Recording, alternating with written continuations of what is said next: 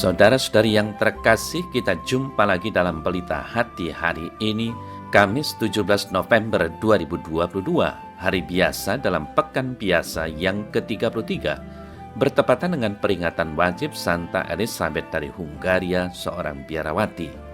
Bersama saya Romo Thomas Suratno SC dari Paroki Cilandak, Jakarta Selatan, mendengar dan merenungkan sabda Tuhan, yakni firman Tuhan yang tersurat dalam Injil Lukas bab atau pasal 19 ayat 41 sampai dengan ayat 44.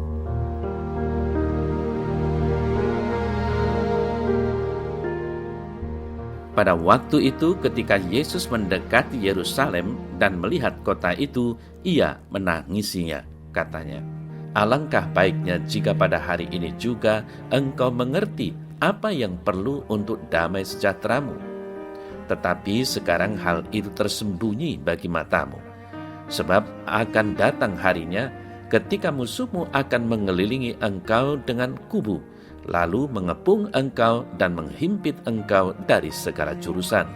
Mereka akan membinasakan engkau beserta dengan penduduk yang ada padamu, dan mereka tidak akan membiarkan satu batu pun tinggal terletak di atas batu yang lain, karena engkau tidak mengetahui saat ketika Allah datang untuk menyelamatkan engkau."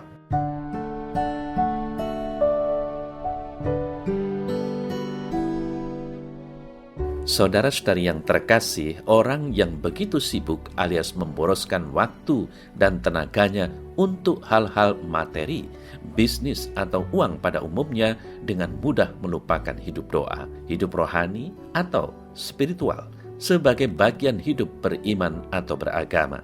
Gairah untuk memperoleh keuntungan uang atau harta benda begitu menguasai dirinya sehingga sering kurang peka akan tanda-tanda zaman atau gejala kehidupan, sebagaimana terjadi pada krisis moneter yang melanda dunia saat ini karena perekonomian lesu misalnya. Saudara-saudari yang terkasih, sabda Yesus hari ini mengingatkan kita semua pentingnya memberi waktu dan tenaga untuk hidup doa, hidup rohani atau spiritual, guna menyadari dan menghayati kehadiran dan karya Tuhan di dalam hidup sehari-hari. Salah satu cara untuk itu antara lain dengan mengadakan pemeriksaan batin setiap hari.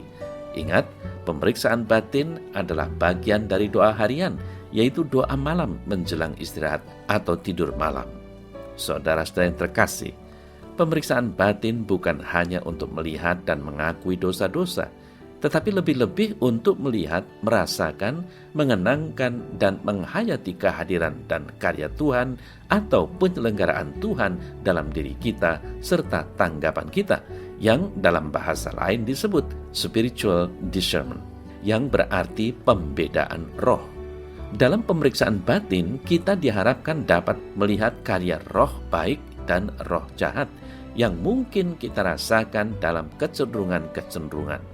Kita percaya bahwa masing-masing dari kita lebih banyak apa yang baik daripada yang buruk atau jahat.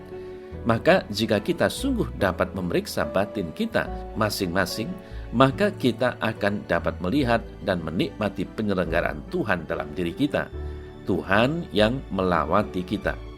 Mereka yang jarang atau tidak pernah mengadakan pemeriksaan batin, kiranya pada suatu saat akan terkejut ketika terjadi musibah yang menimpa dirinya.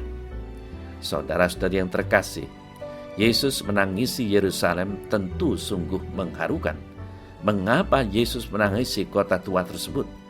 Rupanya hal ini menunjukkan atau menggambarkan kendati segala usaha Allah untuk menyelamatkan manusia, umatnya, namun ternyata tawaran keselamatan tersebut hanya mengecewakan. Umat tidak mengenali siapa yang melawati mereka. Saudara-saudara yang terkasih, peringatan itu tentu juga berlaku bagi kita semua. Betapa kasih karunia yang telah ditawarkan kepada kita dalam hidup ini menjadi sia-sia karena kita tidak mampu memahami bahwa Allah telah melawati kita dalam kehidupan kita di dunia ini. Apakah Yesus Kristus tidak menangisi kita juga? Apakah kita masih mau mengembangkan kepekaan seperti itu? Apa yang perlu kita perhatikan? Saudara-saudari yang terkasih, ada hikmat yang mendalam dalam kisah itu, yakni bahwa anak Allah menaruh hati pada suasana kehidupan yang pantas diratapi. Tentu ratap tangis itu bukan ratap tangis keputusasaan, melainkan tanda bela rasa dan setia kawan yang mendalam. Dengan ratapan itu diharapkan rasa pilu masih bisa muncul dari hati yang keras. Hati baru bisa muncul karena rindu akan kebaikan dan pembaharuan.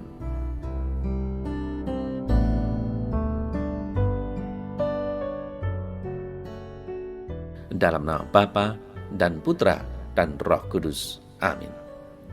Ya Tuhan Yesus, bebaskanlah diriku agar dapat bersukacita bersamamu dan berdukacita bersamamu juga, untuk berharap akan kedatangan-Mu yang akan menyelamatkan diriku.